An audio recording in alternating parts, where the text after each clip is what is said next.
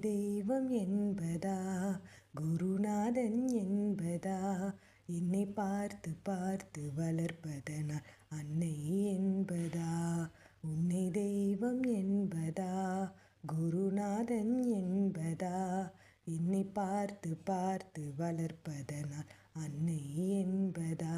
உன்னை கடவுள் என்பதா, கருணை வடிவம் என்பதா, உன்னை கடவுள் என்பதா, கருணை வடிவம் என்பதா, ஐயா ஞானதானம் தந்த உன்னை தந்தை என்பதா.